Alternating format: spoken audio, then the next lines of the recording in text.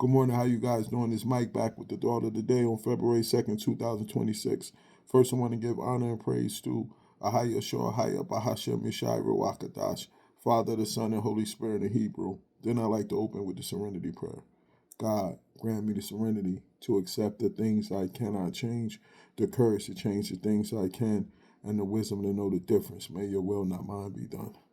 Today, I want to talk about teaching and coaching and running a business, and how it's important for you to be able to know your personnel, for you to know your students, so for you to know your players individually. I ran into one of my former students, and he said he thanks to me for being able to know how to teach him individually, and he appreciated the fact that I took time to know the kind of person he was, so I'd be able to not only motivate him to get things done, but also when it was time to discipline, I knew how to discipline him the right way and press the right buttons.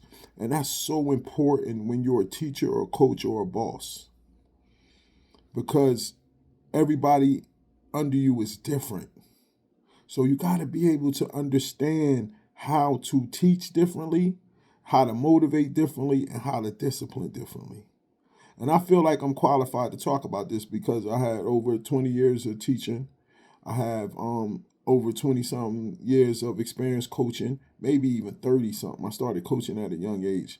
And I ran a business for 20 years. So I think I'm qualified to talk about this subject. And you have to understand the first thing you have to do is build rapport. So let's take students for first. When I get students that coming out, I build rapport with them so I can get to know them individually. Even when we doing groups, I ask certain questions so I get to know certain things about them.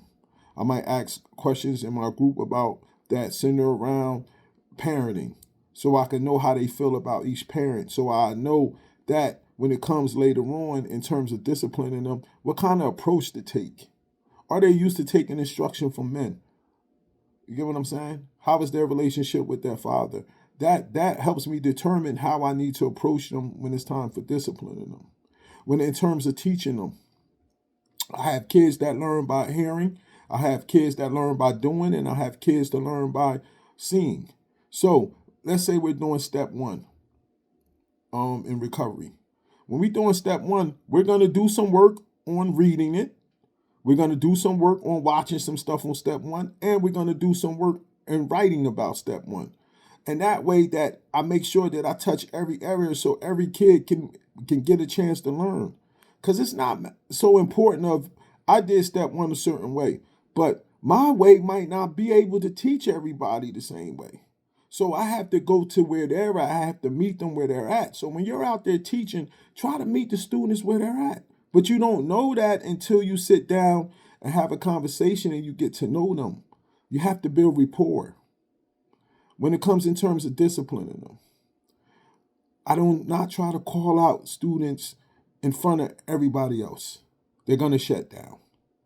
So what I do is I pull them to the side, I bring them in, and we have a conversation. And certain students I could really get at verbally, and certain students I know I gotta try to motivate and get the point across another way because they're gonna shut down.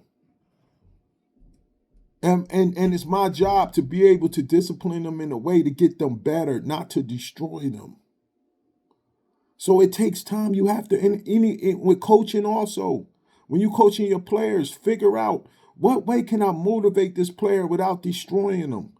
Because what are you going to do with a destroyed product? Nothing. You're trying to get that player to that next level. You're trying to get the motivation. If the goal is winning the championship, you got to get that player to the point to where you're getting the job done. You're getting them better on and off the court, but you're not destroying them.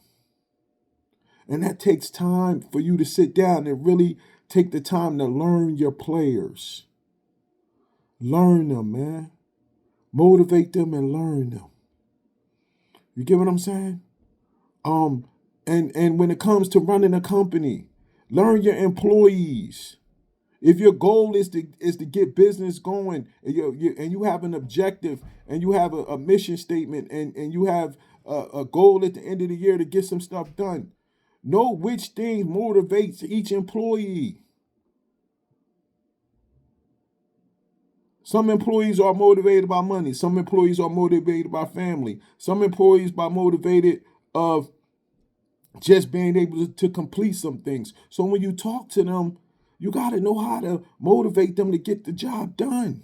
But everybody is different. So you can't have a blanket approach on motivating, teaching, and disciplining everybody when you're a teacher, a coach, or a boss. Because it's not about your way all the time. It's about the objective of getting the job done. So then when you communicate with them, they're going to be able to appreciate it because you took the time to figure it out, the best approach to be able to get them the information, the best approach to be able to discipline when they go offline.